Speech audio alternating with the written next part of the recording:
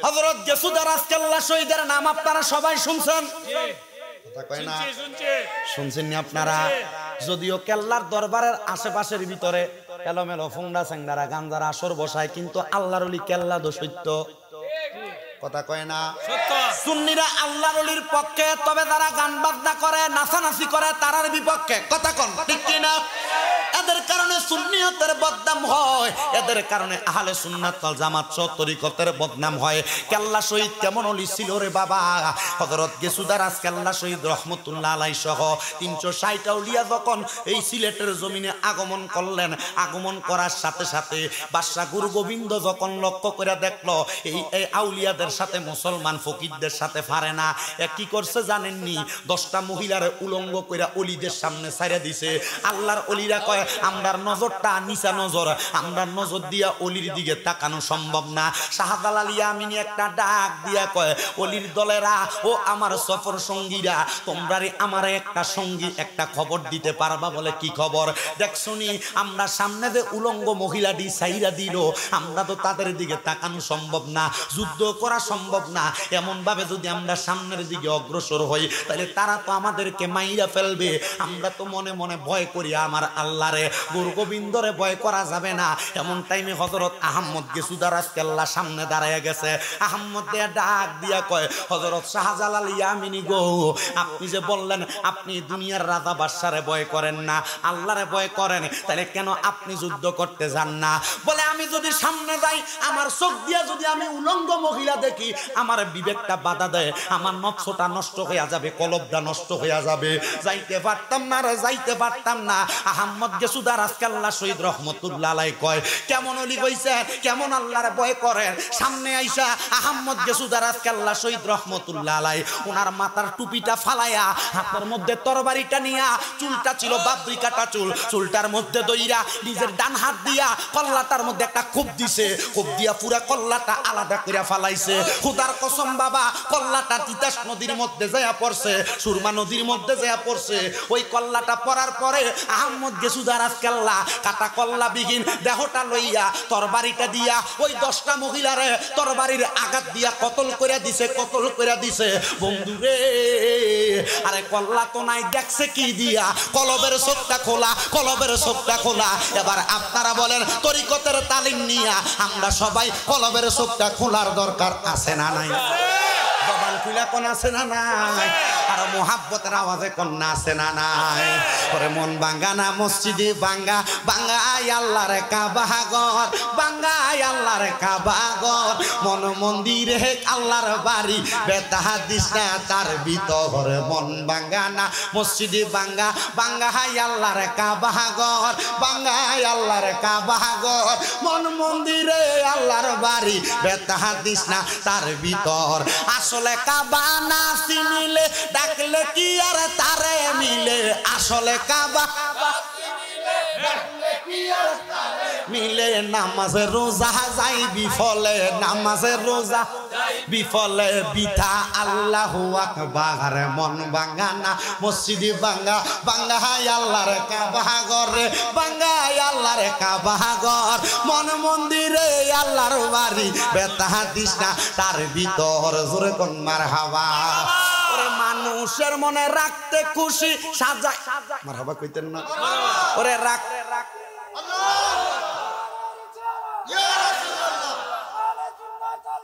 জিন্দাবাদ।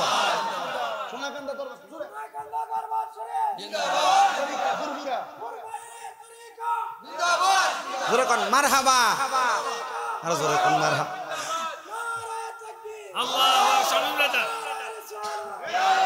ওরে রাখতে খুশি মানুষের মন, সাজাইলেন সাই বিশ্ব ভুবনে। রাখতে খুশি মনে সাজাইলেন সাই বিশ্ব ভুবনে। ফেরেশতারা সেজদা করে, ফেরেশতারা সেজদা করে, মকরমে পায় লানতের ঘরে। মন ভাঙ্গা না মসজিদে ভাঙ্গা, ভাঙ্গা হাই আল্লাহর ঘরে, ভাঙ্গা হাই আল্লাহর কাবা ঘর, মন মন্দিরে আল্লাহর বাড়ি, বেতা দিস না তার ভিতর। জোরে কোন সুবহানাল্লাহ।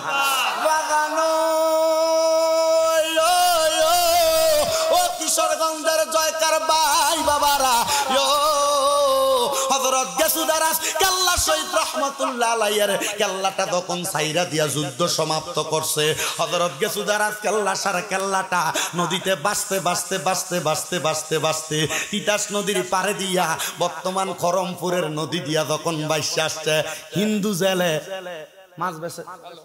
এখন তো মুসলমানেরও মাছের ব্যবসা করে, কিন্তু আগে মাছের ব্যবসাটা করতো কারা? হিন্দুরা করতো। এটা তাদের পৈতৃক একটা ব্যবসায়িক দ্বারা ছিল। হিন্দু ব্যবসায়ী জাল্লা মানুষ ক্ষেতের ওই নদীর মধ্যে জাল বাইতেছে, জাল বাইতে হঠাৎ করে দেখতেছে জালের মধ্যে কি জানি একটা মানুষের মাথার মতো দেখা যায়, দাড়িওয়ালা, লম্বা চুলওয়ালা। মাথাটা তোলার পরে ওই হিন্দু লোকটা চিন্তা করলো, হাই রে কার মায়ের সন্তান জানি কল্লাটা কাটা এমন ভাবে পইরা রইল, বুঝতে পারলাম না। এটা যখন তুললেন হিন্দু ফকির দেখতেছে, হিন্দু জাল্লা বেড়া দেখতেছে ওই কল্লাটা কাটা, কিন্তু কাটা কল্লা কি কথা কয় নাকি? কথা তো কয় না। কিন্তু হিন্দু ফকির তাকায় দেখে হযরত কেল্লা শহীদের কল্লা মুবারকের ঠোঁট মুবারকটা ফট করে লটকাছে। হাইরে চিন্তা করলো কেন লটকাছে। এবার হিন্দু ফকির কয়, আমি আমার কান্ডা লাগাইলাম কল্লাটার সাথে, আমি দেখতাছি কান্ডা লাগানোর সাথে সাথে ওনার মুখ দিয়া আসতেছে লা ইলাহা ইল্লাল্লাহ মুহাম্মাদুর রাসূলুল্লাহ। যদি মইরা যাও স্টক করে ফালাও, তোমার হাত মুখগুলা যদি বন্ধ হইয়া যায়, তরিকতের তালিম নিয়া যদি কলবদারে জারি রাখতে পারো রে বাবা, আল্লাহর কসম জবানও লড়ব কলব লড়ব, জবানও লড়ব কলব লড়ব। ওই হিন্দু জাল্লা লোকটা ডাক দিয়া কয়, আল্লাহর ওলির মুখের সাথে মুখটা মিলাইয়া আমি বললাম লা ইলাহা ইল্লাল্লাহ মুহাম্মাদুর রাসূলুল্লাহ সাল্লাল্লাহু আলাইহি ওয়াসাল্লাম। হিন্দু ওই জাল্লা বেডাটা ইসলাম ধর্ম গ্রহণ করছে। বর্তমান যারা খাদেম দাবি করে, এই খাদেমরার বংশটা কিন্তু জাল্লা ছিল, এখন যারা পাই কথায় তারা পাইছে। বন্ধুরে ওই জায়গার মধ্যে যদি একজন হিন্দুটা হযরতে গেসুদারাজ কেল্লার মুখের সাথে মুখটা মিলিয়ে কালেমা পইরা ঈমান আনতে পারে, আমরা আউলিয়া কেরামের সোহবত দইরা আমরা নবী পাইতে পারি কি পারি না? ওরে তিতাসে বাসিল রে কেল্লা, তিতাসে বাসিল ওরে জাল্লা গনের জালে উইটা, জাল্লা গনের জালে উইটা খরমপুরা ছিল রে, প্রেমের খেলা খেলছো কেল্লা রে। মুসলমান ইমানদার গভীর মনোযোগ দিবেন। আর একজন প্রকৃত অলির কথা বইলা দিয়া যায়, যখন গেসুদারাজ কেল্লা রহমতুল্লাহ আলাইহি যখন চইলা গেলেন, এবার বাদশা চিন্তা করলেন বাঙ্গা রাজপ্রাসাদের ভিতর থেকে আমরা আনাসে কানাসে থেকে তিন নিক্ষেপ করব। এমন টাইমে শাহজালাল ইয়ামিনী ডাক দিয়া কয়, কেউ আসুনি 40 দিন আসরের নামাজের সুন্নত কাজা করছো না? ফরজ না সুন্নত? ফরজ না সুন্নত?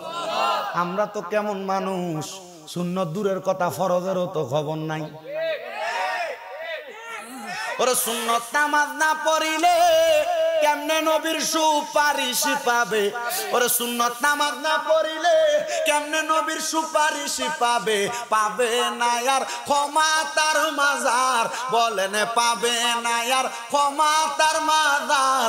মুমিনি মুসলমান নবীর সুন্নত কর আমলদার, বলেন নবীর সুন্নত কর আমলদার। নবীর উম্মতে গহনে নবীর সুন্নত। শাহজালাল ইয়ামিনী একটা ডাক দিয়া কয়, সফর সঙ্গীরা রে, সফর সঙ্গীরা রে, আসুনি কেউ আসরের নামাজের সুন্নত নামাজটা কাদা হয় নাই। এমন টাইমে হযরত নাসিরউদ্দিন সিফা সালাহ হাত তুলছে, সোনারুঘাটের মধ্যে এখনো শুয়া রইছে হবিগঞ্জে। হাতটা তুইলা ডাক দিয়া কয়, হুজুর আমারে গোপন ইবাদতের কথা আমি কারোর কাছে কইছি না, যেহেতু যুদ্ধের ময়দানে আমার আমলটা দিয়া যুদ্ধ জয় করা যাইব, আমি আপনার কাছে আমার মনের কথাটা বইলা দিলাম। হুজুর বলেন কি বলবেন, আমি আপনারে আপনার জবাবটা দিয়া দেই। এ নাসিরউদ্দিন রে, তুমি তো আমার দলের মধ্যে সবচাইতে একজন আমলওয়ালা ব্যক্তি আমি জানি, কিন্তু আমি তারার কাছে এটা প্রকাশ করতে চাইছি না।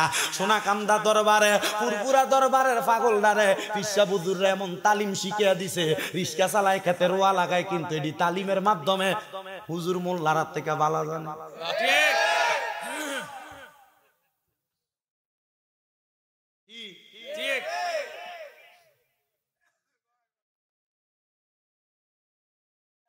হুজুর মোল্লার হাদিয়া বেশি, মুনাজাত লম্বা। এই কথা কই নইল। আমি হুজুর মনে করছেন আমার আপনি টেহা না দেন আমি মাহফিল হইতাম না? এটা আমার খাসিয়ত হয়ে গেছে গা। কিন্তু যারা তালিম তরবিয়ত করে এরা কিন্তু তালিম তরবিয়তের ভিতরে দেয় এরা সিনাটারে লড়াই, খালি লড়াই। এই লড়ার মাধ্যমে নিজের গুণ মাফ হয়, বাড়ি থেকে শয়তানও দৌড়ায়। ও আব্বারা, দরবারে বাত হও আর না হও, বাড়ির ভিতরে মাসে একবার তালিমের মাহফিল করবা। থাকে না, এটা যদি করো বাড়ির ভিতর থেকে বিপদ আপদ বালা মুসিবত যাইব। নবীরে দাঁড়ায় সালাম দিবা, কারণ নবীর দুরূদ সবাই সহ্য করতে পারে, শয়তান পারে না। কথা কয় না, ঠিক কি না? ও বন্ধু আমার, সুন্নিরা নবীরে দাঁড়ায় সালাম দিলে মিলাদ কিয়াম করলে কয় বেদাতি। কথা কয় না? আমি বলবো বাবা আল্লাহর দোহাই, এর সঙ্গে কখনো তর্ক করবেন না। যদি কয় বেদাত, এদের সঙ্গে কোনোদিন তর্ক করবেন না। হুজুর কেন? কারণ বাবা মনে রাখবেন, কুত্তার লেঞ্জা যেটা, এটা যদি গরম পাইপ দিয়ে সিধা করার চেষ্টা করে সম্ভব। এ কথা কয় না কেন? আল্লাহ কোরআনে কয় ইয়া আইয়ুহাল্লাযীনা আমানু, ওই যারা ঈমানদার, ওই যারা, আল্লাহ কারে কইছে? জোরে কন্যা কারে? ঈমানদারদেরকে। আল্লাহ কয় সল্লু আলাইহি, আলাইহি পড়ে সল্লু, তোমরা দুরূদ পড়ো আলাইহি, ওই নবীর উপরে, ওয়াসাল্লিমু তাসলিমা।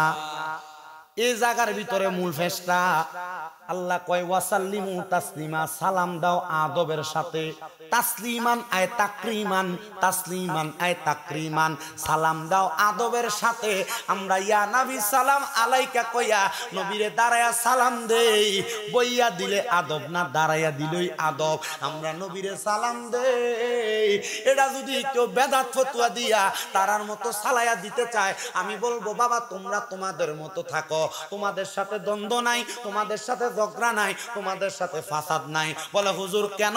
আরে ওনাদেরই বড় হুজুর হাজী এমদাদুল্লাহ মুহাজিরে মক্কি রহমতুল্লাহ আলাই, ওনারে জিজ্ঞাসা করছে হুজুর আপনার আকীদা আর সুন্নিদের আকীদা তো আলাদা, আপনি কেন নবীরে দাঁড়ায়া সালাম দেন? উনি কয় আমি নবীরে দাঁড়ায়া সালাম দিলে আমার কাছে শান্তি লাগে। তো সুন্নিরারও তো এইটা, আমরা তো নবীরে সালাম দিলে শান্তি লাগে। আমরার বিশ্বাস, আমরা যদি নবীর দুরূদ শরীফ পড়া কবরে যায়, আমার নবীরে সালাম দিয়া কবরে যায়, ওই কবরে যাওয়ার পরে যখন তিনটা প্রশ্ন করব, মান রাব্বুকা কমু রাব্বি আল্লাহ, ওমান দীনুকা কইমু দীনি আল ইসলাম, কিন্তু কবরে 3 নাম্বার প্রশ্ন করব, নবীরে সামনে দাঁড় করাইব, ওমান হাযার রাজুল, এই ব্যক্তিরে চিনুনি? আমি আল্লাহর কসম বলবো, ওই নবীর দুরূদ কইরা, ওই নবীর সালাতু সালাম দিয়া, ওই নবীর সুন্নত দাড়ি মুখে রাইকা কবরে গেলে আপনি নবীরে চিনা লাগবে না। আমার নবী বলবে আয় আয় আয়, আমি নবীর কুল মুবারকে আয়, আমার দয়ালে নবী বিনে গো আপন বলতে নাই জগতে, আমার দয়াল নবী গো আপন বলতে। ওরে বেবে দেখি সব বিদেশি, বেবে দেখি সব বিদেশি, নিসে মায়ার জগতে আপন বলতে নাই জগতে, আমার দয়াল বিনে গো আপন বলতে নাই জগতে। ওরে যারা তোমার অতি গোয়াপন, তারা সবাই মিলে মিশে পরাইব কাফন। হাইরে যারা তোমার অতি গোয়াপন, তারা সবাই মিলে মিশে পরাইব কাফন। আরে মাটির নিচে করবে দাফন, মাটির নিচে গড়ে থাকতে দিবে না আপন বলতে। আব্বারে বিশ্বাস করেন, আপনার বউ কিন্তু আপনার লাশটা রাইখা পাহারা দিত না। মারা যাওয়ার পরে কইবা, এরে আব্দুর রহিমের স্ত্রী, তুমি তো তোমার স্বামীর সাথে খাটের মধ্যে পুরাটা জীবন বড় আরামে সংসার করছো, রাত্রবেলা কেউ নাই লাশটা পহরা দিব, তুমি একটু পাহারা দাও না। বই কবা আমার ডর লাগে, এটা আমার লাশ, এই লাশের সামনে আমি থাকতাম না। জামাই কইয়া তোমার স্বীকৃত দিত না। এ যুবক ভাইরা, এ মুরব্বী বাবারা, একবার চিন্তা করে কবরে গেলে নবী ছাড়া কেউ তোমার আপন হইতো না। কেমনে রে ওই নবীর ব্যাপারে আকীদাটা এমন করে, কেমনে কয় ওই নবী মইরা গেছে গা, ওই নবী ফুচ্ছা গেছে গা। আমার বিবেকের ভিতরে বাধা দেয়, এরা কি আসলে নবীর উম্মত দাবি করে, কিন্তু এরা তো মুসলমান না। আমার নবীকে উম্মত, আমারে যদি কেউ মরা কয় তার জবাব দিবা কেমনে নবী, কেমনে জবাব দিতাম। আমার নবীকে উম্মত। শোনো শোনো শোনো রে, আমার আল্লাহর নবী রহমতের নবী ঘোষণা করে আল আম্বিয়া ওয়াহিয়াউন ফি কুবুরিহিম ইউরজাকুন। আল্লাহর নবী কয় শোনো ইউসাল্লুন, আল্লাহর নবী কয় শোনো, আল্লাহর যারা নবী আছে শুধু আমাদের নবী না, আদম থেকে ঈসা নবী পর্যন্ত যত নবী আছে তারা তাদের রওজা মুবারকের মধ্যে জিন্দা। শুধু জিন্দা না, আল্লাহ তাআলা ঘোষণা করে ইউসাল্লুন, তারা নামাজ পড়তেছে পড়বে পড়তে থাকবে, নামাজ পড়তেছে পড়বে পড়তে থাকবে। বলে হুজুর এটার প্রমাণ কি? আমার নবী যে মেরাজে গেছে, যাওয়ার সময় মুসা নবীরে দেখছে ওনার কবরে নামাজ পড়ে। কথা কোন ঠিক কিনা? তো কেউ যদি কয় নবী মইরা গেছে আপনি মানবেন? বলে হুজুর মরছে তো কথা সত্য, মরছে তো কথা সত্য, কথাটা কি মিথ্যা নাকি? আমি কমু হ্যাঁ বাবা কথাটা মিথ্যা। বলে কেমনে হুজুর? আমার আল্লাহর নবী মরে নাই, ইন্তেকাল করছে। কি করছে? ইন্তেকাল শব্দটা বাবিন ফিয়ালের ওজনে স্থানান্তরিত হওয়া, জায়গা পরিবর্তন করা। আমার নবী আলমে দুনিয়া থেকে আলমে বরজকের ভিতরে জায়গাটা পরিবর্তন করে গেছে। এই জন্য নবী ছাড়া কবরে আপন নাই। নবীর প্রেমে যদি জীবনটা সাজাইতে পারো, নবীর মোহাব্বতে সাজাইতে পারো, আল্লাহর কসম তোমার জীবনটা ধন্য হয়ে যাইব। তাহলে নবীর মিলাদ পড়া, কিয়াম করা এটা মুমিনের কাজ, কোনো বেঈমানের কাজ না। আমার নবী কয় দুনিয়াতে আমি নবীর কোন উম্মত যদি সাতটা পাক্কা ভাবে আমি নবীর প্রতি দুরূদ শরীফ আদায় করে কবরে যাই, ওই কবরে যাওয়ার পরে আমি নবীজি দেখব রে আমার আল্লাহ তাআলার 8টা জান্নাতের দরজা আমি দয়াল নবী রাহমাতুল লিল আলামিন নবীর সামনে দর করানো। আমি দয়াল নবীকে আমার আল্লাহ আদেশ করবে, হাবিব আপনার যেই দরজাটা পছন্দ আপনি সেই দরজাটা দিয়ে জান্নাতে প্রবেশ করবেন। আমার নবী কয় একটা জান্নাতের দরজা খুলবো, আমি তাকে দেখবো আগুন থেকে ঈসা নবীরা একটা লম্বা সিরিয়াল করে দাঁড়ানো, ওনাদের পেছনে পেছনে ওনাদের উম্মতরা দাঁড়ানো। কিন্তু আমি দেখবো আমার আল্লাহ তাআলা আমি নবীর আদেশ দিব, নবী আপনি সর্বপ্রথম জান্নাতের দরজাটা খোলেন।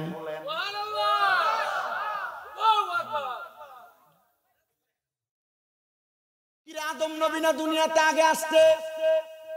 আমার আগে আমার বক্তা সাহেব অন্ধ হাফেজ হযরত মাওলানা শামসুল ইসলাম সাহেব গারুয়া পাক দরবার শরীফের খাদে মুনি কিন্তু বইলা গেছে, শামীম রাজার কাছে ওয়াজ একটা রাখা গেছে।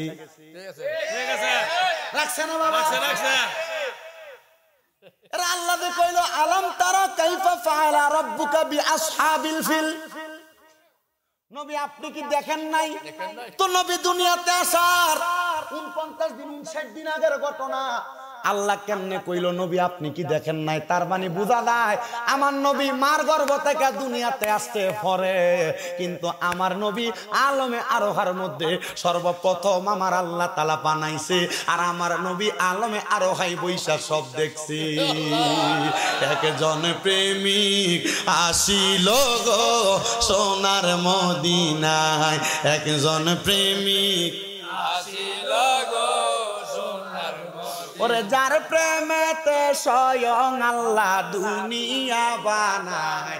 হায়রে যার প্রেমেতে স্বয়ং আল্লাহ দুনিয়া বানায়, একজন প্রেমিক আসিল গো সোনার মদিনায়। কি পাগলার বিষয় দিছে আমার, এটা বিষয় দিছে এ ওয়াজ করলে পরে সেটা দেব গায়রা না, সেতো না সেতো না সেতো না। কথার দলিল আছে না নাই? যদি কয় ভুল কইছে দলিল কই?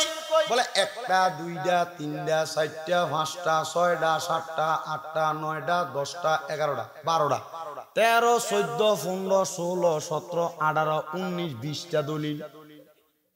মোবাইলটা খুলে দেখবা, বলে শামীম রাজা যা বলছে প্রত্যেকটা কথার দলিল আছে। মারহাবা কোন, আরো জোরে কোন মারহাবা। বাজান রে আমার ও নবীর উম্মতের দল, বল আদম নবী দুনিয়াতে আসছে আগে, ঈসা নবী দুনিয়াতে আসছে আগে, ইব্রাহিম নবী দুনিয়াতে আসছে আগে, মুসা নবী দুনিয়াতে আসছে আগে।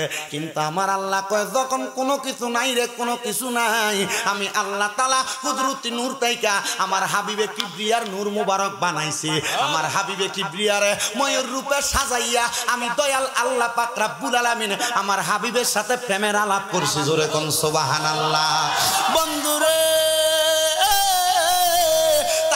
আমার হুজুর যে আমার বইলা গেছে ওই বিষয়টা ভাঙ্গা দেওয়ার জন্য বিষয়টা ভাঙ্গা দিলাম। নবীর জন্ম দুনিয়াতে যদি হয় সব নবীর আর পরে, কিন্তু আমার নবীরে আমার আল্লাহ তাআলা এই পৃথিবীর আগে আলমে আরোহাতে সৃষ্টি করছে সবার আগে। এই জন্য আমার নবী আলমে আরোহার মধ্যে বৈশা বৈশা সকল কিছু দেখছে। এই জন্য আল্লাহ কয় আলাম তারা কাইফা ফাআলা রাব্বুকা বিআসহাব। আপনি দেখেন না? মারহাবা কোন, আরো জোরে কোন মারহাবা। ওই নবীর উম্মত আমরা, ওই নবীর পাগল আমরা, ওই নবীর আশেক আমরা। ওই নবীর আশেক হইয়া যদি মরতে পারেন, ওই নবীর পাগল হইয়া যদি মরতে পারেন, আল্লাহর কসম রে মুসলমান, অন্ধকার কবরে গেলে আমার আল্লাহ তাআলা আপনারে সাচ্চা পাক্কা জান্নাতি বানাইবো। ওই নবীর বড় পাগল ছিলেন নাসিরউদ্দিন সিফাতওয়ালা। উনি কয় আমারে যখন বলল বাবা আসরের নামাজ কি সুন্নতরা কাজা করছো না, কারণ কি? কয় নবী কইছে যে এই ব্যক্তি আমি নবীর সুন্নতরা আঁকড়ে ধরবো, জান্নাতের দরজাটা খোলাম আমি নবী আগে, কারণ সব নবীরা দাঁড়ায় থাকবো, আমি নবী দরজাটা খুইলা। দরজার কেবার আছেন আপনারা কি বলেন? চৌকাট, কপাট। দরজার যে কপাট আমার নবী তো আমি জান্নাতের দরজার একবারে মাথাটার মধ্যে দাঁড়াইমু।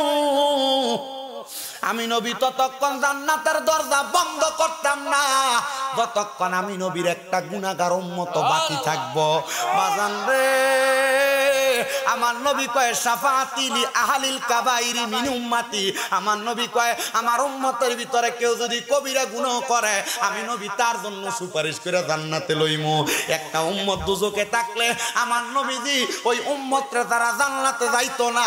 এবার চিন্তা করো ওই নবীরে কেন ভালোবাসবা, কেন মোহাব্বত করবা? সুন্নিরা কেন নবী নবী করে? সুন্নিরা কেন নবীর ইয়া নবী সালাম আলাইকা বইলা সালাম দেয়? এটার কারণ হইল সুন্নিরা ওই নবীর সাথে জান্নাতে যাইতে চায়। এবার আপনারা বলেন আমরা সবাই ওই নবীর সাথে জান্নাতে যাইতে চাই কি চাই না? নারায়ে তাকবীর, নারায়ে রিসালাত, সুনাকুন্দা দরবার শরীফ, আহলে সুন্নাত ওয়াল জামাত, শামীম রাজা জিন্দাবাদ। আস্তে কোন মারহাবা। হযরত নাসিরউদ্দিন সিফাতওয়ালা কয় যে নবী আমার সারা জান্নাতে যাইতো না আমি কেমন ওই নবীর সুন্নাত ছাড়ি? কিন্তু আপনি ওই নবীর উম্মত দাবি করেন, আপনার দাড়ি ডিডি ক্লিন শেভ করুন না বাবা। আপনি ওই নবীর উম্মত দাবি করেন, নবী কয় সুদ খাইস না তুই দি সুদের ব্যবসা করস বাবা। আপনি নবীর উম্মত দাবি করেন, নবী কয় হারাম খাইস না তুই দি ফরের হক মাইরা খাস বাবা। আমার নবী কয় তুই দি নবীর উম্মত দাবি করস, তুই দি মানুষের হক মাইরা মাইরা খাস বাবা। আমার নবী কয় আমি নবীর উম্মত দাবি করস বাবা, তুই দি ফরের ইতিমের সম্পদ মাইরা খাস। আল্লাহর কসম রে এলাকার সুদখোরেরা যদি আসেনি আছে অসুবিধা নাই বলেন। সুদখোর আছে, আবার আপনার এই সুদখুরটিরে ধরে মসজিদের সভাপতি বানান, সেক্রেটারি বানান, এলাকার সর্দার মাতাব্বর বানান। হায় রে কেমনে এডি জবাব দিব আল্লাহর কাছে? আল্লাহর নবী কই এডিরে কি খাওয়াইবো কবরে জানো? অন্য জাহান্নামীরা রক্ত আর ফুজাই না দিব, তিন আতুল খাবাল কব নেখা। দুনিয়াতে একটা পানির ভিতরে ফোকা ফললে ফোকা পানি ফালাই দিয়া বোতলটা বালা করে দুইয়া তারপরে মাইজা পানি খায়। কিন্তু যারা হারাম খায়, সুদ খায়, পরের হক মেরা খায়, জমি দখল করে খায়, কাইটটা খেতেল ডাইলে কাইটটা সাইরান গুল্লা বানায়। আল্লাহর কসম কবরে গেলে এমন ফিটা ফিটবো, কাঁচা বাঁশের গুঁড়া দিয়া বাইরেইব, ওই কবরের ভিতরে এমন মাইর মারবো একটা গরম লোহা ফোরাত দেয় না? কামারের দোকানে দেয় না? কামারের দোকানে ফোরাত দিলে এটা কি আসলে লোহার কালার থাকে না আগুনে কয়লার মতো হয়ে থাকে?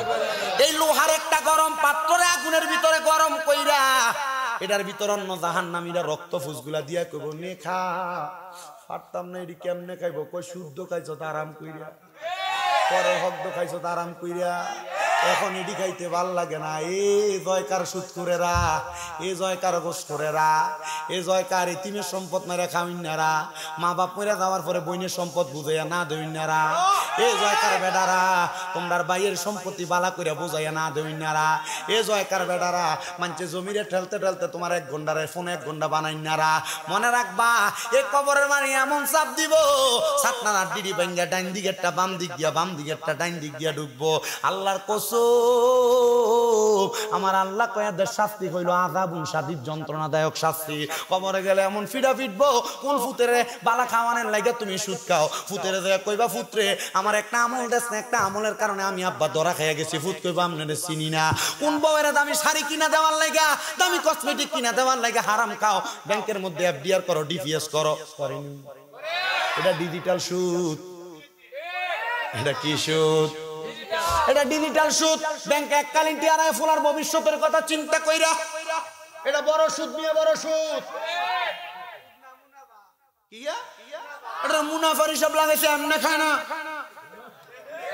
কথা কয় না। আল্লাহর কসম, বাজারের রিস্কা চলে ভাত খাইবা, তবু সুদের টাকা, হারাম টাকা, মিছা কথা কই 1 টাকা খাইবা না। এলাকায় সুদ করে আসে নাই আমাদের নমুনা কয় ওই মুরব্বী আব্বা মুহে বান দিয়ে লাইছে, বলে হুজুর সুদ কুদ আসলে আছে, কইতে হবে না মারি না হুজুর, কারণ এটি সাধনে বই লম্বা লম্বা কথা কয়, কায় সুদ কথা কয় না কিনলে গিয়া। বাজারের বড় মাছটা এরাই কিনে, টিহা তো হারাম। শুকরের গোস্ত খাওয়া হালাল না হারাম? কিন্তু সুদের টাকা দিয়া গরুর গোস্ত কিনা খাইলেও হারাম, গোশের টাকা দিয়া মুরগার গোস্ত কিনা খাইলেও হারাম। সুদের টাকা দিয়ে দেরি হয়ে যেতেছে ওয়াজ। আপনার প্রধান বক্তারা আইনা লেবেন, আমার ওয়াজ শেষ। আসেন আপনারা কবরের কাছে নিয়ে, গরু দিয়া না মুরগা দিয়া? মুরগা দিয়া। আচ্ছা মুরগা, মুরগা দিয়ে হইলো সুবহানাল্লাহ, সুবহানাল্লাহ, সুবহানাল্লাহ কয় না?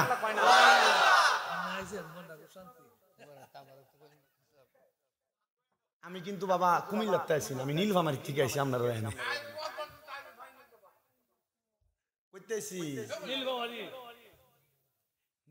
আমি বিমান থেকে নামছি আপনার প্রায় 12:55 বাজে।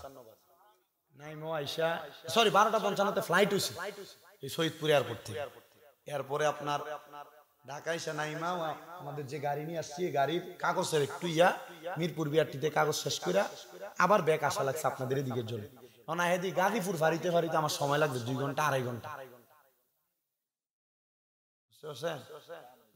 বৃহস্পতিবার তো আমার এটা দেমাগে নাই, আমি চিন্তা করলাম যে একটা বিপদে ফিরে দিলাম। আল্লাহ আল্লাহ করতেছি, পরে দিই না নির্দিষ্ট টাইমের আগে আইয়া ফেসে গেছি। মারহাবা কম। আপনারা দোয়া করবেন, আপনাদের দোয়ায় কুমিল্লাতে আমার 6টা মাদ্রাসা। কয়টা? সুন্নি মাদ্রাসা। আপনারা দোয়া করবেন, আমার 6টা মাদ্রাসা মিলে 870 জন পোলাপান এখানে। আপনাদের দোয়ার বরকত আমরা যেন সহি সালামতে পৌঁছাইতে পারি। রাস্তাঘাটে থাকি, কুয়াশার কারণে রাস্তা দেখা যায় না, রাস্তা দেখা যায়। আমি গত পরশুদিন আপনাদের দিলালপুর বাইজিতপুর মাহফিল করে গেছি, কইরা গতকালকার মাহফিল করার লাগা আমি গেছি নীলফামারী, আবার আজকের জন্য চলে আসছি। কষ্ট হয় শরীরে, আমার কিন্তু বয়স বেশি না, 25 রানিং, এই 26-এ যা পড়বে, কষ্ট হয়, অনেক কষ্ট হয় আমার। এই বয়সের মাধ্যমে আমি আজকে ওয়াজ করি, কিন্তু আমি 8 বছর না কামেল ফাঁস এখনো করছি। আমি কামেল 17 বছর, আমি কামেল ফার্স্ট ইয়ারে পড়ি মাত্র, কুমিল্লা ইউনিভার্সিটিতে Bangla honours first year, third final ইয়ারে। শুধু আপনাদের দোয়ার বরকত, আপনারা 2-1টা দোয়া করলে এই দোয়াটা আমার সিনাতে থাকবে, আমার অন্তরটা পরিষ্কার থাকবে, শরীরটা সুস্থ থাকবে। আমার থেকে বেশি ক্লান্ত হয়ে থাকে আমার খাদেম সাহেব, এটা গাড়ির ভিতরে সারাক্ষণ খালি ঘুমা করত। আমি তারা জিগেলাম, তুই যে আপনি ঘুমাস, তোরে দেখে তো ড্রাইভারও ঘুমাই দেবো, পরে গাড়ি দেখবি যা ডিস্ট্রিক্ট থেকে তলে গেছে। এরপরে আমি আজকে ড্রাইভার সাহেবের কইছি, হনো আজকে রাতকে যা হোক আমরা 2 জনে ভয়জন অজাক থাকতাম, তারা ঘুমাইতে দিতাম। আমরা সান তার গায়ে গোটা কি একটা বেড়া দেওয়া যায়, সান শরীরের ভিতরে গোস্ত অভাব নাই, খানার অভাব নাই, মোটামুটি যা খায় সব সরস খানা খায়। অসুস্থতা আল্লাহর রহমতে মোটামুটি মাঝে মাঝে দেখা দেয় আর কি, তবে এটা অসুস্থতা দেখা দেয়, এটা অসুস্থতা না, এটা আল্লাহর পরীক্ষা। এটা কার পরীক্ষা? তা আমি কইছি যে যা করস গুনার কামের দিকে যেন কদম যেন না বাড়ে। আপনি যদি এবার হাজার কিছু করেন, গুনার দিকে যদি আপনার ফাও না বাড়ে, কোন দিকে? গুনার দিকে। আর পরের ক্ষতি করার চিন্তা যদি আপনার ভিতরে না আসে, তাহলে দেখবেন আপনার রোগ বালা মুসিবত হইল এগুলো সিম্পল। আল্লাহ কবুল করুক, আমিন। তার লাগে দোয়া করবেন। তার একটা ফুট আছে মাশাআল্লাহ, 2 দিন পরে বাপ ফুট দুটোটা এক লগে ফুটবল খেলবো। বড় হয়ে গেছে ফোলা দেখতে কি তা দেওয়া যায়। আমার ড্রাইভারের যে বয়স, আমার হে বয়স, আমার খাদেমের এই বয়স। মোটামুটি সামনে দিয়ে কেউ খারিলে গাড়ির পিছনে 3টা রাখছি, বাইরে লইতাম না। আল্লাহ কবুল করুক, হায়াতে বরকত দাও। জোরে কোন আমিন। ওয়াজ কি নাবি না শাফি না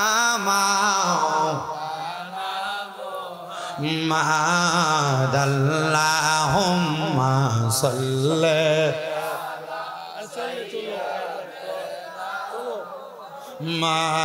মাদনাবি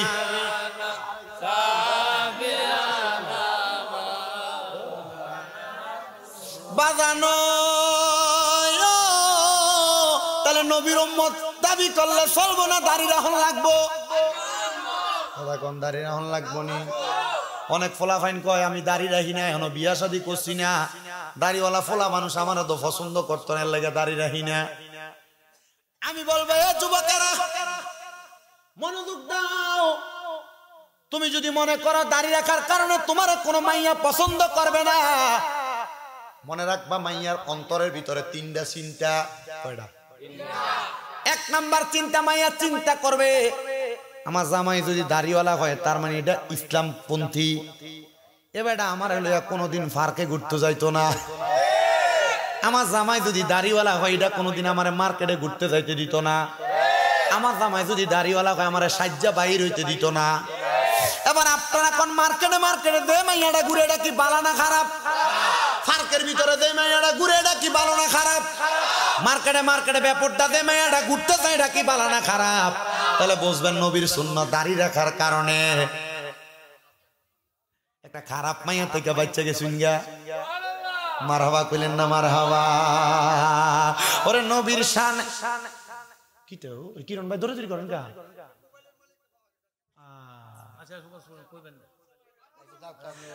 মারহাবা। তাহলে দাঁড়িয়ে রাখার কারণে একটা বাজে মাইয়া থেকে বাঁচবা যুবক। মনে রাখবা ও আমার এই জয়কা এলাকার মা বোনেরা, জয়কা এলাকার আমার যুবতী মাইয়ারা, যদিও তোমরা সুন্দর করে সাজ্জা বাহিরে গেলে ফোলাপান তোমাদেরকে দেখলে টিস করে টিজিং করে দেখলে কয় কত সুন্দর। আল্লাহর কসম ফোলারা বিয়া করার সময় এমন ব্যাপারটা মাইয়া বিয়া করে না। ফোলারা বিয়া করার সময় আগে সাইয়া লয় মাইয়াটা কোরআন শরীফ পড়তে পারেনি, কারণ ফোলা জানে খোলা জিনিসের ভিতরে মশা মাসি বসে। তুমি খোলা মেলা ঘুরবা, ফোলা পাইন তোমার বিয়া করতো না। এমনি দেখতেই সুন্দর, তলে দিয়া কিন্তু সদরগার। মুসলমান নাসিরউদ্দিন সিফাতালা কয় যদি আমি নবীর সুন্নাত আমি আদায় না করতে পারি তাইলে কেমনে আমি আমার মুস্তাফার কাছে আমার মুখটা দেখাইবো? এই জন্য আমি আমার সুন্নত নামাজ কাজা করি না। নাসিরউদ্দিন সিফাতালা হযরতে শাহজালাল ইয়ামিনী ডাক দিয়া কয় তাহলে আজান দাও। হুজুর আজান দিতাম বলে কোন দিকে ফিরা? শুধু পশ্চিম দিকে ফিরায় আজান না, আজান মাঝে মাঝে বিভিন্ন দিকে ফিরেও দিবেন। বলে কি লাগা মসজিদের টানা আবার কিন্তু বিপদে পড়লে আজান 19 কামের সময় আজান দেওয়া যায়, ঝড় তুফান হইলে আজান দেওয়া যায় আছে, কঠিন রোগ বালা মুসিবত হইলে আজান দেওয়া যায় আছে, বিভিন্ন জায়গায় বিভিন্ন মুসিবত হইলে আজান দিবেন, দেখবেন বিপদ কেটে যাইবো গা। মুসলমান নাসিরউদ্দিন সিফাতালা গুরগোবিন্দ বাদশার রাজপ্রাসাদের দিকে ফিরে আজান দেওয়া শুরু করছে। আল্লাহু আকবার, আল্লাহু আকবার। আজান যখন দেয় গুরগোবিন্দ বাদশা যেই রাজপ্রাসাদের মধ্যে থাকতো, রাজপ্রাসাদের মাটিগুলা পর্যন্ত ঘরে ঘরে নিচের দিকে পড়তাছে। সবাই কয় হাই রে কার সামনে পড়লাম, এমন আল্লাহর ওলি তো আমরা জীবনে কোনোদিন দেখি না। মুসলমান আল্লাহু আকবরের আজান দিয়া রাজপ্রাসাদ ভাঙ্গা ফালাইছে। তুমি আল্লাহু আকবর কইলে গাছের পাতা লড়ে না, তুমি ফু দিলে গাছের পাতা লড়ে না। লড়বো কেমনে? তোমার কলবটা তো ঠিক নাই। তুমি যা খাও এটার মধ্যে হালাল হারাম মিশ্রিত করা। আল্লাহ দুহাই লাগে এমন ভাবে চলবা যেন মরার পরে মরণের পরে কবরে নবীরে পাইয়া যাও। হযরত নাসিরউদ্দিন সিফাতালা সেখান থেকে ইবাদত করতে করতে করতে করতে হবিগঞ্জের চুনারুঘাট এলাকার মধ্যে যখন আইছে, উনি এলাকার মধ্যে মানুষকে তালিম দেয়, তরবিয়ত দেয়, মানুষকে ভালো ভালো জিনিস শিখায়। এবার এলাকার মধ্যে উনি ইন্তেকাল করার আগে ডাক দিয়ে কয় বাবারা আমার একটা ওসিয়ত শুনালো। বলে কি ওসিয়ত? বলে সবাইরে তো তোমরা মরার পরে মাটি দাও, উত্তরে এবং দক্ষিণে আমার মাটিটা তোমরা আল্লাহর হস্তে আমারে পূবে আর পশ্চিমে দিও।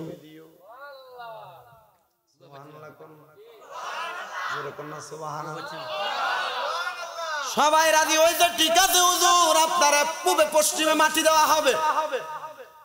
মাথা কোন দিকে? পশ্চিম দিকে। পা কোন দিকে? পূব দিকে। কিন্তু আমরা মাটি দিয়ে কোন দিকে ফিরে পশ্চিম দিকে তো মুখটা ফিরে দেন এমনি, কিন্তু মাথাটা থাকে কোন দিকে? উত্তর দিকে থাকে। বাবা নাসিরউদ্দিন সিফাতাল অল্প কিছুদিনের মধ্যে ইন্তেকাল। সোনাকান্দা দরবারে আলা হযরত পীর সাহেব হুজুর কেবলা যিনি পর্দা নিয়েছেন, ওনাদের মানুষ কেন ভক্ত জানেন? ওনাদের ভক্ত হওয়ার কারণ হইল উনি দুনিয়ার জমিনে যখন থাকতেন, যে এলাকার মধ্যে বৃষ্টি হইতো না, মেঘবাদল হইতো না, হেতের মধ্যে নিয়ে নামাজ পড়বার লাগে দাঁড় করাই দিত। ইস্তেসকার নামাজ পড়তো, সালাম ফিরানের আগে দোয়া করবার আগে বৃষ্টি চলে আসতো। ও বন্ধু, আল্লাহর ওলিদের, এটা শুধু সোনাকান্দার কথা আমি আমার মুখ দিয়া বলি, বিভিন্ন দরবারের বিভিন্ন ওলিদের বিভিন্ন কারামত আছে না নাই? আছে না নাই? মনে রাখবেন, কারামতে আউলিয়া ও হাক্কুন, ওলিদের কারামত সত্য।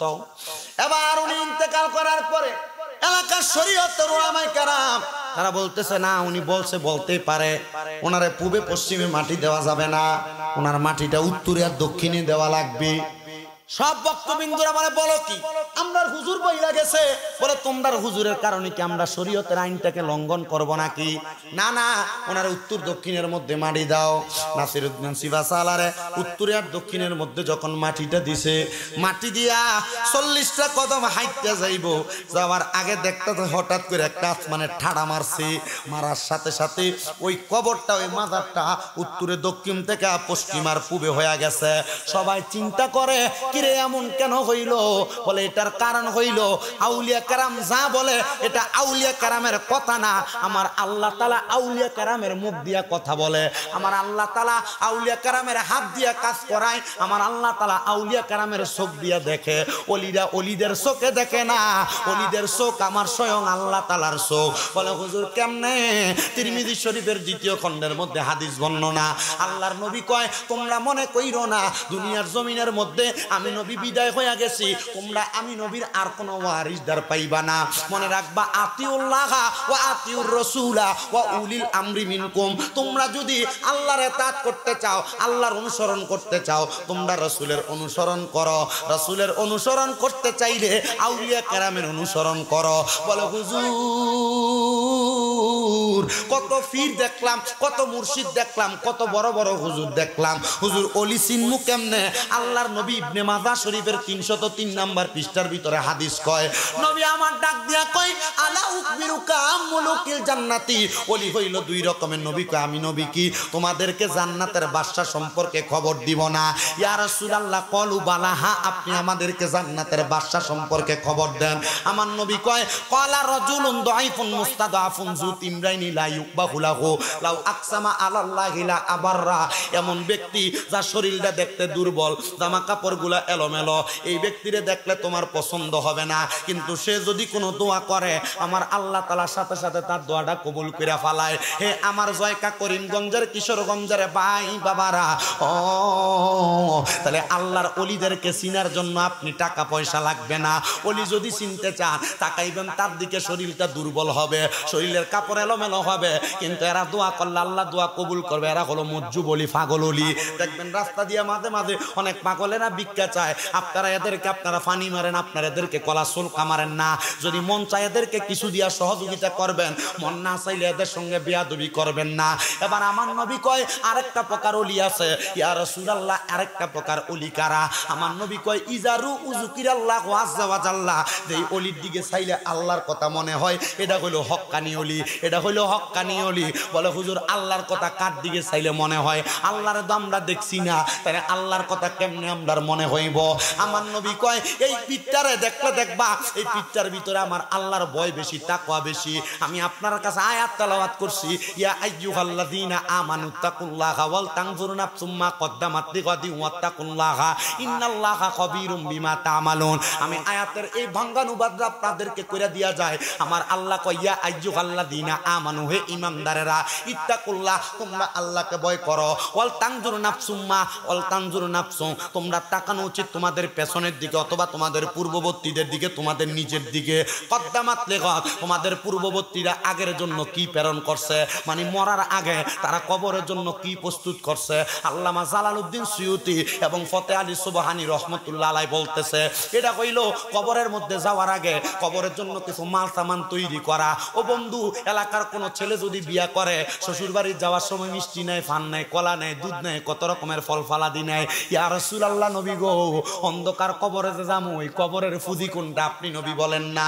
আমার নবীজি একটা আয়াত দিয়া প্রমাণ দিয়া দেয়, ইন্নাল্লাযীনা আমানু ওয়া আমিলুস সলিহাতি উলাইকা হুম খায়রুল বারিয়া। সূরা বাইয়িনার শেষ দুই আয়াতের এক নাম্বার আয়াত আমার আল্লাহ তাআলা ডাক দিয়া কয়, জগতের মানুষেরা নিশ্চয় যারা ঈমানদার এবং নেক আমল করে এরা হইল উলাইকা হুম খায়রুল বারিয়া, সবচাইতে পৃথিবীর উৎকৃষ্ট মানুষ, বালা মানুষ। এরা যখন কবরে যাইব ঈমান থাকার কারণে, ঈমানের দৌলতে ধনী হওয়ার কারণে, নেক আমল করার কারণে এরা কবরে গেলে এরা আর চিন্তা করা লাগবে না।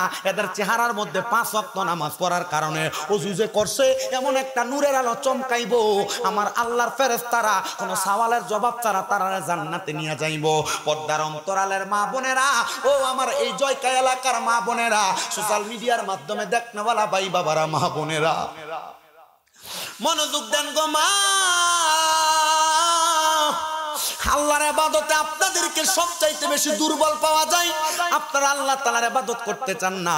আল্লাহ তাআলার ইবাদত যদি করেন কবরে গেলে বড় শান্তিতে থাকবেন, আরামে থাকবেন। কিন্তু মা বোনেরা আল্লাহর ইবাদত থেকে বড় দূরে। কিন্তু মা বোনেরা স্বামীর সঙ্গে সাফাবাদিতে সোফা করতে বড় কাছে। কথা কোন না ঠিক কিনা?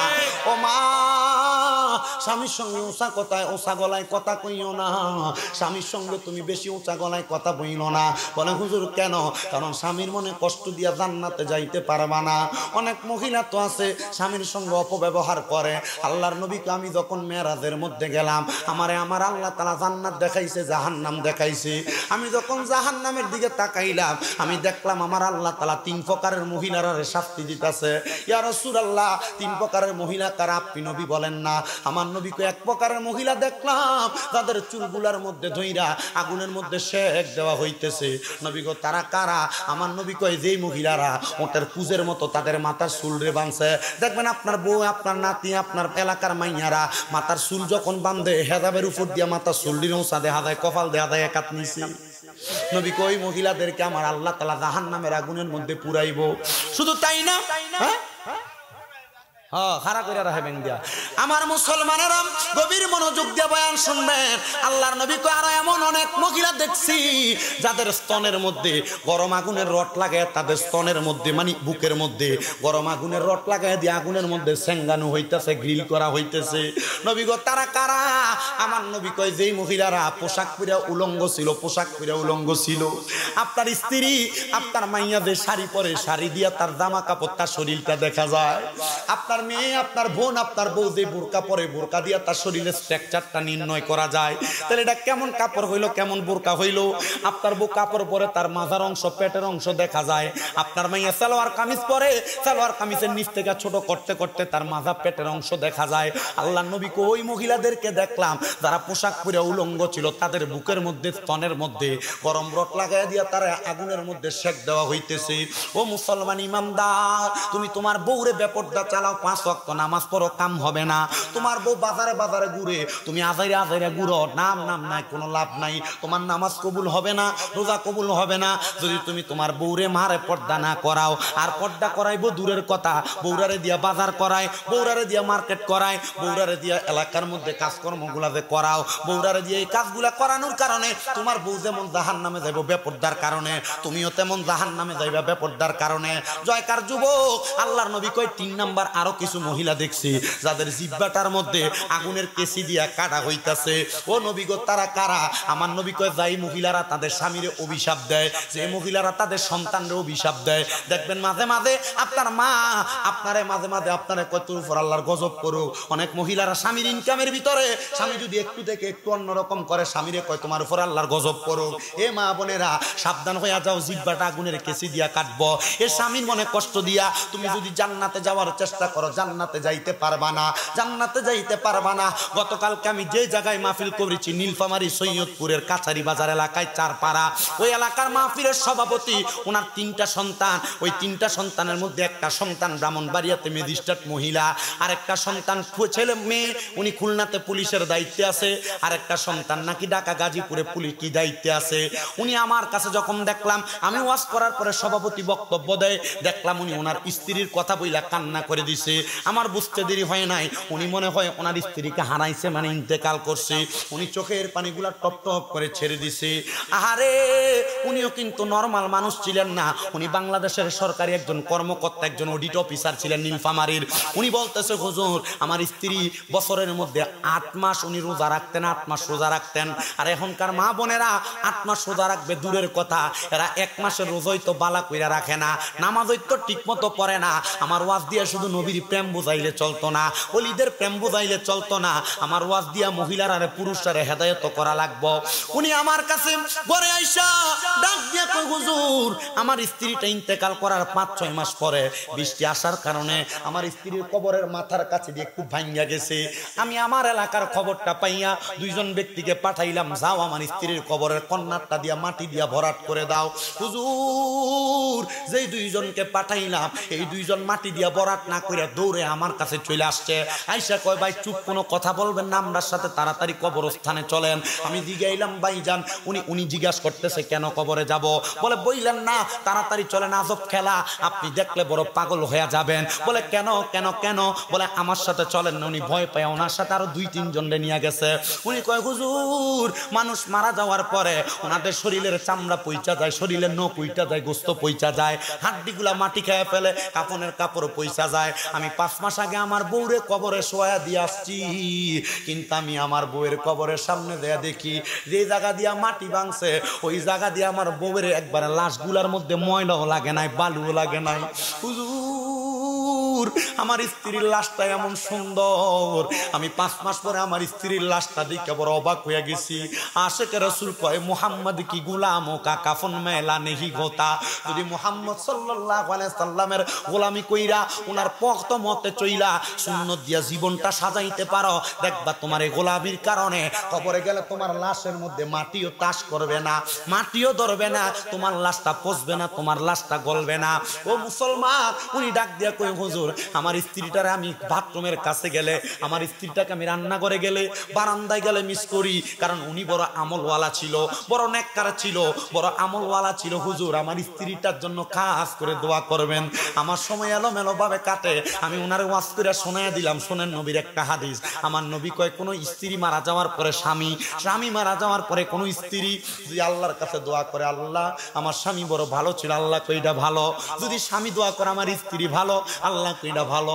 আপনি আপনার স্ত্রীর জন্য খাস করে করে দোয়া করবেন।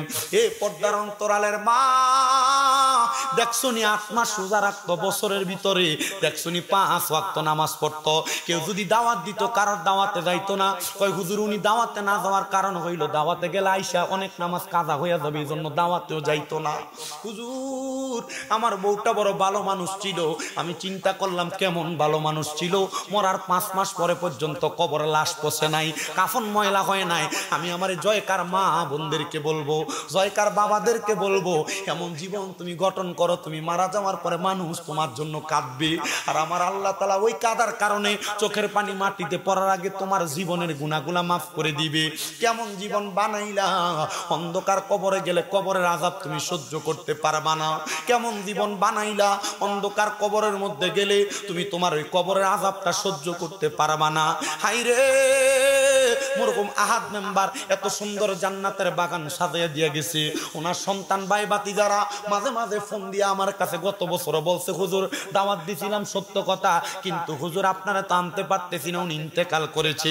এই বছর দাওয়াত দিয়েছি, হুজুর একটু আইসা ওনার জন্য দোয়া করবেন, এলাকাবাসীর জন্য দোয়া করবেন। আমি আল্লাহর কাছে দোয়া করি, আপনারাও দোয়া করবেন এই জান্নাতের বাগান, প্রেমের বাগানটার উসিলায় আল্লাহ যেন মরহুম আহাদ মেম্বার সহ এলাকার প্রত্যেক কবরবাসীর কবর জান্নাতের বাগান বানায়া দেয়। কারণ আজকের মাহফিলে অনেক সন্তান বসেছেন যাদের জগতের মধ্যে মা নাই, অনেক সন্তান বসেছেন যাদের জগতের মধ্যে আব্বা নাই। এই সন্তানের দল, আব্বা আম্মা বড় কষ্ট করে তোমারে মানুষ করছি, মাঝে মাঝে আব্বা আম্মার কবরের কাছে যাইবা। অনেক মানুষ আছে আব্বা আম্মার কবর দিয়ে আসার পরে এখন গোরস্থানের সামনে নিলে বাপমার কবর কোনটা চিনিয়ে দিতে পারতো না। জিয়ারত করলে কয় বেদাত, কিন্তু ওই ব্যক্তি মারা যাওয়ার পরে তার বাড়ির মধ্যে মুরগা জব করে, গরু জব করে, তার বাড়ির খানাটা দাঁত হয়ে যায়। আল্লাহর নবী কয়, এই জগতের মানুষ শোনো, তোমাদের মানুষ যখন মারা যায় তোমরা বেশি বেশি করে কবর জিয়ারত করো। ইয়া রাসূলুল্লাহ কেন? আল্লাহ নবী কয়, কবর জিয়ারত করলে মরণের কথা স্মরণ হয়। নবী কয়, কেউ যদি দৈনিক 20 বার মরার কথা স্মরণ করে, ওই ব্যক্তি যদি ওই দিন মারা যায় তাহলে তার মরণটা শহীদের মরণ হয়ে যায়। এ মুসলমান, নবীজির তিরমিজি শরীফের আরেকটা হাদিস শরীফ পড়লাম, হযরতে জাবির ইবনে সামুরা রাদিয়াল্লাহু তাআলা আনহু হাদিস বর্ণনা করে। তিনি বলে, কোন সন্তান যদি জুমার নামাজ আদায় করার পরে শুক্রবারে আম্মা আব্বার কবরের সামনে দাঁড়াইয়া রব্বির হামহুমা কামা রব্বায়ানি সগীরা ওয়া কুর রব্বির হামহুমা কামা রব্বায়ানি সগীরা বইলা কান্দে, তার চোখের পানিটা মাটিতে পড়ার আগে আমার আল্লাহ তাআলা তার মা বাবার জীবনের গুনাহ মাফ করে দেয়। এ সন্তান, তুমি যে তোমার আব্বা আম্মার কবরের সামনে যাও না, তোমার কি মায়া লাগে না? দেখবা তুমি মরল তোমার ফুতে তোমার কবরের কাছে যাইতো না। যদি তুমি তোমার আব্বা আম্মার কবরের সামনে যাও, যাওয়ার সময় ছোট ছোট বাচ্চাদের কবরের সামনে লইয়া যাইবা, এরা দেখা দেখা শিখবো, তাহলে তুমি মারা যাওয়ার পরে এরাও তোমারে নিয়ে দোয়া করব। আমার মসজিদে যেখানে আমি জুমা পড়াই, এখানের একজন সেক্রেটারি আমানুল্লাহ চৌধুরী, ওনারে মাঝে মাঝেই দেখি উনি ওনার ছেলেরে নিয়ে তার মা বাবার কবর জিয়ারত করে। আমি জিজ্ঞাইলাম কারণ কি? কয়, হুজুর আমার ফুতের হইলে আমি জিয়ারত করি, আমি মারলে আমার ফুতেও তার ফুতের হইলে করব। এটা রসুলের শিক্ষা হয়ে গেছে। কবর জিয়ারত করলে কবরবাসী কেমন খুশি হয় জানো? একটা সমুদ্রের মধ্যে কোনো মানুষ নৌকা নাই, হাসুর করতেছে বাঁচার জন্য, হঠাৎ করে একটা নৌকা যায় যদি তারা উদ্ধার করে আনে, এই ব্যক্তি যেমন খুশি হয় কবরবাসীর কবরের সামনে যায় তার জন্য দোয়া করলে ওই কবরবাসী এমন খুশি হয়ে যায়। এ সন্তান, আম্মা আব্বার কবরের সামনে যাও না, আমি তোমার কদমে হাত দিয়া বলবো আম্মা আব্বার জন্য বেশি বেশি করে দোয়া করবা। কিন্তু বর্তমান জামানায় অনেক সন্তান তাদের মা বাপরে বাদ দেয় না, তাদের মা বাপরে কষ্ট দেয়, ভাই ভাই ঝগড়া করে মা বাপরে জুদা করে দেয়, আলাদা করে দেয়। অনেক সন্তান বউয়ের কথা শুই না মা বাপরে দমক দিয়া কথা বলে, দেরে সন্তান তোর পাও আমার সামনে দে, আমি শামিম দাদা জিব্বা দিয়া তোর পাওটা পরিষ্কার করে দিমু। বলে হুজুর কেন? কারণ কিশোরগঞ্জের বড় আলেম দিয়ে ওয়াজ করাইবা, কিন্তু মা বাপরে বাদ দিতা না, মা বাপরে কষ্ট দিবা। আল্লাহর কসম, এমন ওয়াজ করাইয়া কোনো তোমার লাভ নাই। বলে কেন? কেন? কারণ ওই আম্মা আব্বার মনে কষ্ট দিলে আমার আল্লাহ তো বেজার হইয়া যায়। ওয়াজ মাহফিল শুনা কি করবা? নামাজি তো আমার আল্লাহর কাছে কবুল হবে না। এ সন্তান, কেউ যদি ওই মা বাপরে জুদা করে থাকো, মা বাপরে আলাদা করে থাকো, আজকে ওয়াদা করো এখান থেকে বাড়িতে যাইবা, যাই আমার পাটার মধ্যে ধরবা, আব্বার পাটার মধ্যে ধরবা, ধরে বলবা মা আল্লাহর রাস্তে আমি সন্তানরে মাফ করে দেন, আব্বা জান আল্লাহর রাস্তে আমি সন্তানরে মাফ করে দেন। যতক্ষণ পর্যন্ত তোমার মা বাবা তোমারে বলছে তোমারে মাফ করে দিছি, ততক্ষণ পর্যন্ত মা বাবার পাও ছাড়বা না। বলে হুজুর মা বাপের পায়ে ধরলে শিরিক হবে, বেদাত হবে। আরে শিরিক বেদাত দূরের কথা বেটা, আল্লাহর নবী তো শিখিয়ে দেয় শুধু মা বাপের পায়ের মধ্যে ধরা না, মাঝে মাঝে সুযোগ পাইলে আম্মা আব্বার পায়ের মধ্যে চুমা দিবা, চুমা। বলে হুজুর কেন? আল্লাহর নবী কয় মা বাপের পায়ে চুমা দিলে আল্লাহর জান্নাতের চৌকাটে চুমা দেওয়া সওয়াব পাওয়া যায়। এ সন্তান বলে হুজুর আমি কোনোদিন কোনো অন্যায় করি নাই, আমি কি আমার মা বাবার কাছে মাপ চাইমো? আমি বলবো হ্যাঁ সন্তান, আম্মা আব্বার পায়ের কাছে শুধু হইলে তোমার দাম কমবে না, তোমার সম্মান কমবে না, তুমি তোমার মা বাবার কদমের কাছে ছোট হইবা, আমার আল্লাহ সমস্ত জগতের কাছে তোমারে বড় বানিয়ে দিব। এই সন্তানের দলেরা ওয়াদা করবে এখান থেকে বাড়ির যে মা বাবার পাঁচ দিয়া মাপ চাইবা। কিন্তু অনেকে চিন্তা করে হুজুর যাদের বাড়িতে মা আছে তারা বাড়িতে যাইয়া মার পায়ে ধরে মাপ চাইবো, আমার তো মা নাই, আমি কার পায়ে ধরে মাপ চাইবো? অনেকে চিন্তা করে হুজুর যাদের বাড়িতে আব্বা আছে তারা বাড়িতে যায় আব্বার পায়ে ধরে মাপ চাইবো, আমার তো আব্বা নাই, আমি আমার আব্বার পায়ে ধরে কেমনে মাপ চাইমু? ঘরের ভিতরে গেলে আব্বার পুরান খাটটার দিকে চাইলে চোখের পানি বায়া বায়া পড়ে, ঘরের ভিতরে গেলে মায়ের পুরান কাপড়টার দিকে চাইলে চোখের পানিটি বায়া বায়া পড়ে। এ সন্তান তোমার আব্বা তোমার বড় কষ্ট করে মানুষ করছে, ওই আব্বারে তুমি আর কোনোদিন কষ্ট দিও না। আব্বা জুতা পড়তে পড়তে জুতার তলাটা ঘাও হয়ে গেছে, আব্বার পাওটা মাটির সাথে লাগতো, তবুও তোমার আব্বা তোমার শীতের দিনে নতুন জুতা কিনাই না দিত, ওই জুতাটা পুরা খাটের মধ্যে তুমি ফুটে হাতটা ভুইলা গেছো ছোটবেলার কথা। মা তোমারে বড় কষ্ট করে মানুষ করছে, ওই মা জননী নিজে না খেয়ে তোমারে খাওয়াইছে। 3 টুকরা মাছ যদি রান্না করতো দুপুর বেলা বাপেরটা খাইতো, তুমি তোমারটা খাইতা, কিন্তু মা মার মাছের টুকরাটা রাইখা দিত, আমার ফুতে রাত্রবেলা মজা করে খাইবো, মা জুলডি দিয়া ভাত খাইতো। এ সন্তান আজ্ঞা তুমি ফুতের ঘরে তোমার মায়ের খাওয়ানো হয় না। এ সন্তান ওই আম্মা আব্বার ঘরের মধ্যে যা পাইবা না, মাপ চাওয়ার কোনো সুযোগ পাইবা না। আখিরি মুনাজাতে মাওলানা শাফাউল করিম সালেহীর সাথে আল্লাহর কাছে দোয়া করবা, আল্লাহ যেন তোমার মারে মাফ করে দেয়, কারণ মাপ চাওয়ার সুযোগ নাই। আল্লাহর নবী শিখিয়ে দেয় আম্মা আব্বার জন্য রব্বির হামহুমা কামা রব্বায়ানি সগীরা বইলা কোনো সন্তান যদি চোখের মনি কোঠার মধ্যে একটা মাছির মাথা পরিমাণ পানি ছাইরা দিয়া কান্দে, ওই সন্তানের পানিটা মাটিতে পড়ার আগে আমার আল্লাহ তার মা বাবার জীবনের গুনাহ মাফ করে দেয়। মাগো তোমার মতো লই না কেহ আমায় বুকে টানি, আদর করে মুছে না কেউ মা, আদর করে মুছে না কেউ আমার চোখের পানি, হায় রে মা জননী আমার, হায় রে মা জননী। হে যুবক, হে মুরব্বী বাবাজিরা, হে পর্দার অন্তরালের মা বোনেরা, আহাদ মেম্বারের পোলাপান গুলার দিকে তাকাইবা মাঝে মাঝে। আগে চেহারা যেমন সুন্দর ছিল এখন আর এমন লাগে না, কারণ কি? কারণ আব্বা নাই, এতিমের মতো চেহারাটা মুখটা গুমরা থাকে। এ সন্তান আব্বারে কি মিস করো না? আব্বার কথা কি তোমার মনে হয় না? আরে আব্বার ঘরের দিকে তাকাইলে তো আব্বার কথা মনে হয়। ওরে দরজাটা খুলতে খেয়ে যাই ধোকা, বাবা বুঝি বলছে এলে নাকি খোকা, বুকের ভিতরটা লড়ে চড়ে ওঠে, সবাই আছে শুধু বাবা নেই, শুধু বাবা নেই। ভালোবাসি তোমায় বাবা, বুকটা যে যাই ছিঁড়ে, তোমার কথা হৃদয় মাঝে পড়ছে বারে বারে। বাবা তুমি কেমন আছো ছোট মাটির ঘরে, তোমার কথা হৃদয় মাঝে পড়ছে বারে বারে। বাবা গো বাবা, বাবা গো ও বাবা, চিন্তা করো 10-5 টাকা আব্বার কাছ থেকে চাইয়া চাইয়া নিতা, এখন তোমার বাবার বয়সী কত মুরব্বী বাবা দেখা যায় 100 টাকা আব্বারে হাত খরচের জন্য দিতে পারো না, দিবা কেমনে? আব্বা জান অন্ধকার কবরে। সন্তান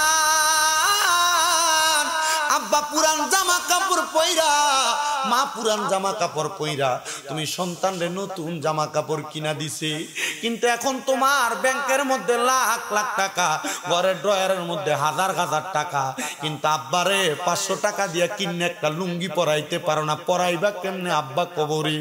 আম্মারে 1000 টাকা দিয়ে একটা জামদানি কাপড় কিনা পরাইতে পারো না, পরাইবা কেমনে? আম্মা তো অন্ধকার কবরে। এ সন্তান, আল্লাহর দোহাই লাগে তোমরা কদমে হাত দিয়া বলি মাইকটা ছাড়ার আগে, সন্তান সন্তান সন্তান, এই মা বাবার মতো রত্নটারে বাইসা থাকতে যত্ন করো।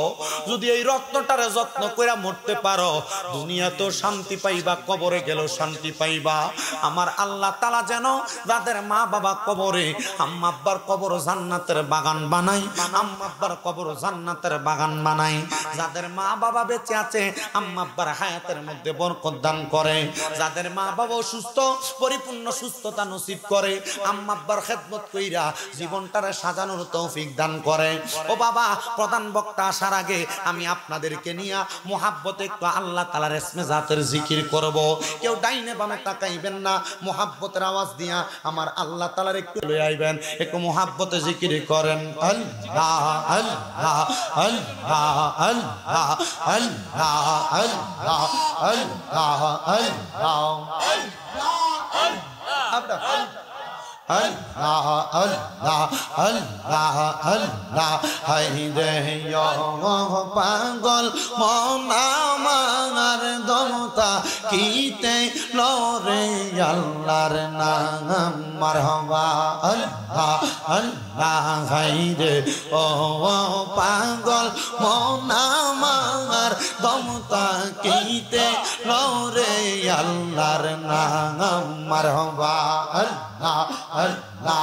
আল্লাহর জিকির কইরা কইরা, আল্লাহর জিকির কইরা কইরা গাওনা আল্লাহর শানমান, তোমরা দমতা কিতে লরে আল্লাহর নাম মারহাবা আল্লাহ আল্লাহ। হায়রে ও পাগল মন আমার দমতা কিতে লরে আল্লাহর নাম মারহাবা আল্লাহ আল্লাহ। দমে দমে জিকির করিয়া যাও না তোমরা বান্দা সকল ফানা হইয়া মারহাবা আল্লাহ আল্লাহ।